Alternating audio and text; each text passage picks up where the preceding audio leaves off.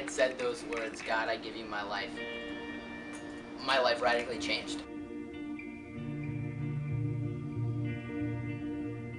This season in my life, at least, has been just a season of trial, and how much God has really wanted to show me so much, and continuously I've been kind of shoving it off and shoving it away. But you know, I finally came to that point where I let God do what He wanted and do good works in me.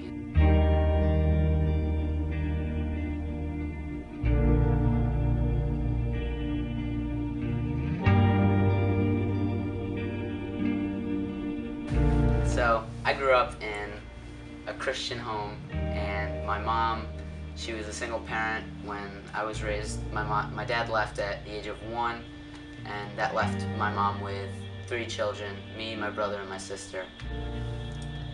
And it wasn't until the age of 6 that my mom got remarried to a guy named Chip Anderson, and he was a good stepfather. He definitely tried to raise us as best as possible. I mean, it's tough to fill a hole where, you know, a father's supposed to be there and then leaves, and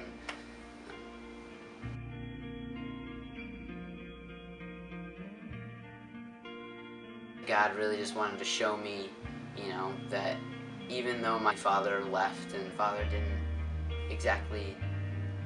wasn't exactly there all the time, he was able to be there. God was able to be there, my Heavenly Father, which is one thing that I've been learning again this season of my life. People were scared of me because I just would bounce off the walls. I was called the Energizer Bunny, couple funny names like that. But yeah, that's really who I was. You know, I just was this ball of energy that couldn't stop. That was something that was a problem because I couldn't sit still in school. My mom tried to give me, you know, a lot of attention, but it's tough, you know, with two other kids, my sister and my brother almost pretty much going into teen years. I just felt like I was being neglected, and so that kind of played into the whole misbehaving part. So in middle school, I'm not proud of it, but I was a bully, and you know, I realize now that the only reason I was a bully was because I was hurt. There's a phrase that I like to say, it's hurt people hurt people. I was hurt because I had this void of my dad leaving, not feeling as much love. I felt like I needed to pour that out onto someone else in the shape of anger, and so that's how that worked, you know, hurt people hurt people.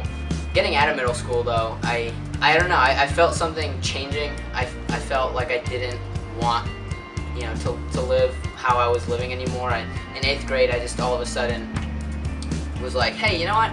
I curse too much. Why am I cursing? There's really no point to it. And I asked a couple friends, and for some reason they helped me out with that. They're like, oh yeah, sure, absolutely, we can help you stop cursing. And I haven't since, and so I've been really, I don't know. I had been going to youth group in those moments. I had been going to youth group throughout middle school, but I didn't have a relationship with God, and that's truly what was missing in my life. That was the absolute source of joy, of love, of everything that I needed that I was missing. And I was 15, and we had gone to Camp Berea.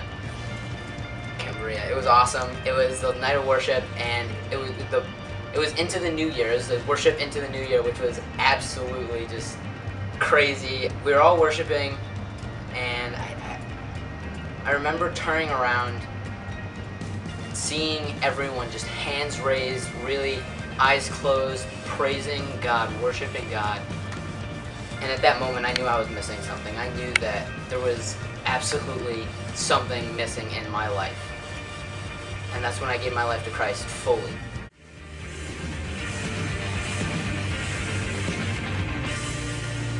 I'm Robert Russell, and I am second.